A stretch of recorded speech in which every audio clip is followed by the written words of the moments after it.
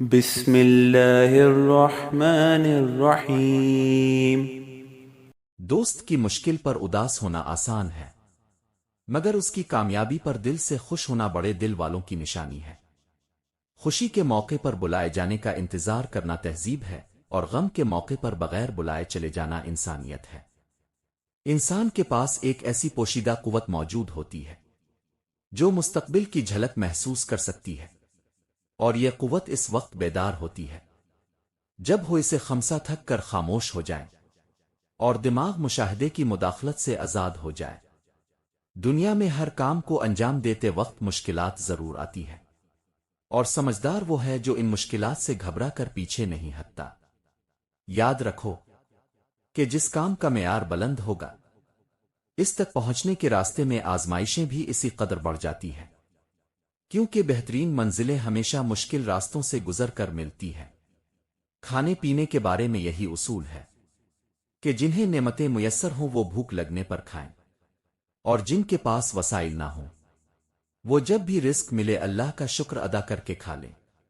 کبھی بادشاہ بننے کی دعا نہ مانگو، کیونکہ اگر دعا سے ملی ہوئی بادشاہی میں ذرا سا بھی ظلم ہو گیا تو اس کے نتائج کے ذمہ دار تم خود ہوں گے۔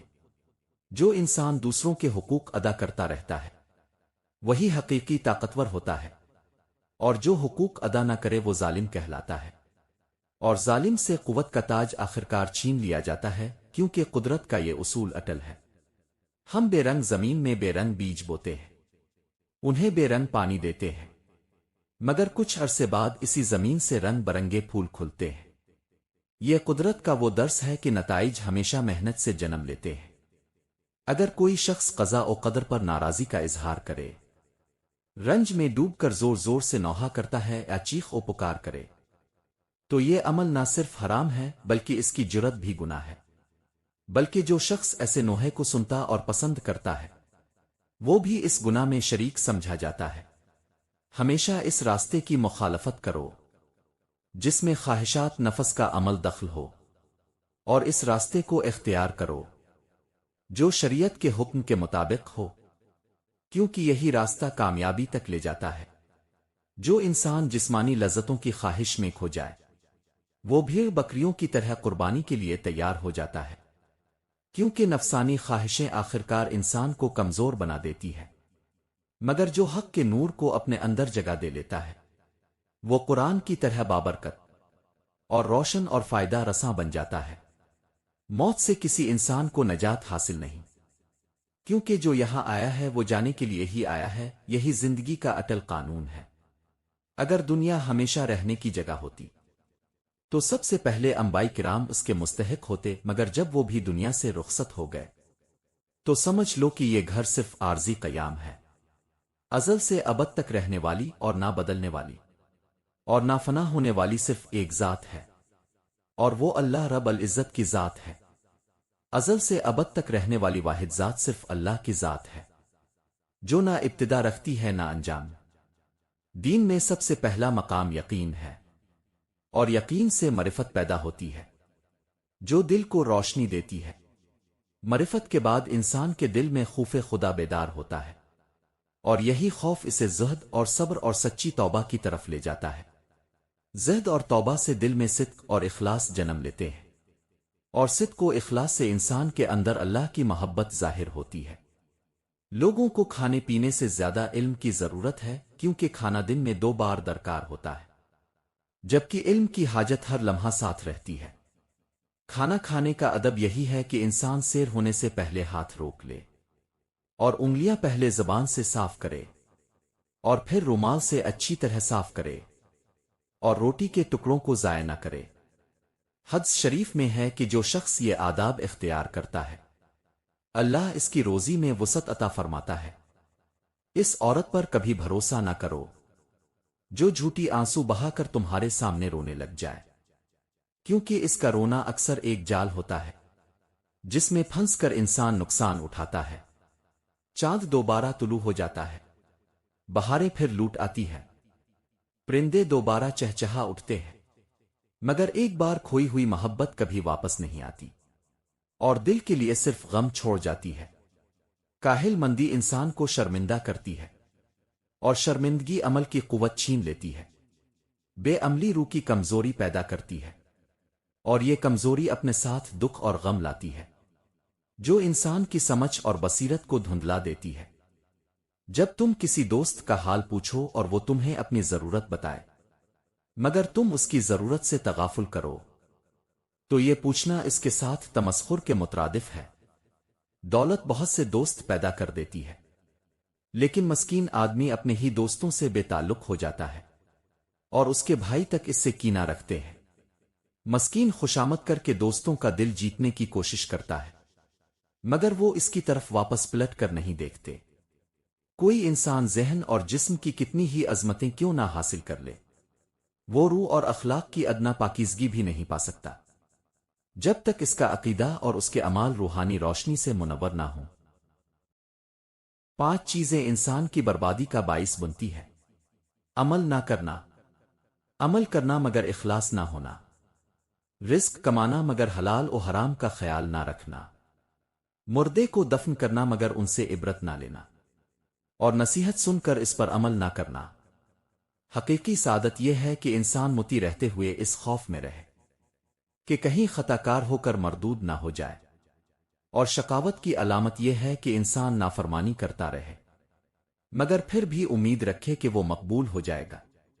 زندگی ناخوشگواریوں سے خالی نہیں ہو سکتی، مگر انسان کی ذمہ داری یہ ہے کہ ناخوشگواریوں کو پیچھے چھوڑ کر اپنی زندگی کو بہتر بنانے کی کوشش جاری رکھے۔ مردہ دل کی نشانی یہ ہے کہ انسان توبہ کی امید پر گناہ کرتا رہے اور اس سے باز نہ آئے۔ اگر کوئی شخص خاموشی سے تمہیں دیکھے اور دل سے تمہاری حفاظت اور بھلائی کے لیے دعا کرے، تو اس کے اور تمہارے دل میں ایک خاموش روحانی تعلق قائم ہو جاتا ہے۔ گہری نظر سے دیکھو تو ہر سچائی کی مخالفت ضروری ہے، کیونکہ آخرکار سچ کا باطل سے ٹکرانا اٹل ہے، چاہے سچ کتنا ہی خاموش اور بے ضرر اور نرم مزاج ہو۔ نیند کے مقابلے میں جن مصلحتوں کو بہانہ بنایا جائے، وہ دراصل دین کی مصلحتیں نہیں ہوتی، بلکہ اپنی خواہشوں کی مصلحتیں ہوتی ہیں، اور خواہشوں کی مصلحت کو دین کا نام دینا دراصل مصلحت پرستی ہے، خدا پرستی نہیں۔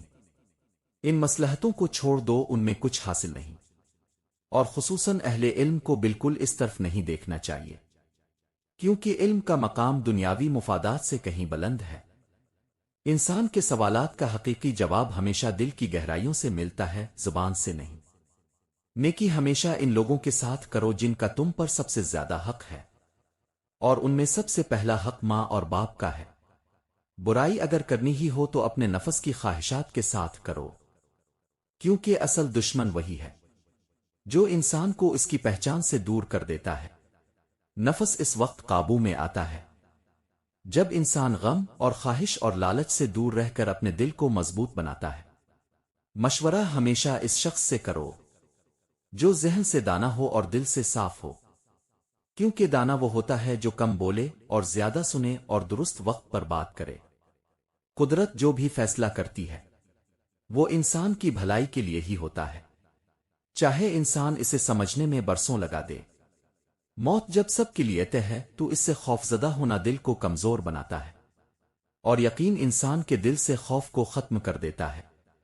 کسی مشکل سے بچنا ممکن ہو تو ہمت کے ساتھ اس کا مقابلہ کرنا بہتر ہے، کیونکہ بھاگنے سے مسئلہ نہیں مٹتا، صرف انسان چھوٹا ہو جاتا ہے۔ کتاب کو پڑھنا عبادت کی طرح ہے، اور جو شخص کتاب سے سیکھے بغیر آگے بڑھ جائے وہ ویسا ہی ہے جیسے کوئی کھانا بغیر چبائے نگل لے، جس سے نہ فائدہ ہوتا ہے نہ طاقت ملتی ہے۔ مطالعہ وہی مفید ہے جو انسان کے ذہن اور عمل کو بدل دے، ورنہ خشک الفاظ میں کوئی تاثیر نہیں رہتی۔ درمیانہ روی کا مطلب یہ ہے کہ انسان سخاوت کرے مگر اسراف نہ کرے، اور مروت دکھائے مگر خود نمائی نہ کرے۔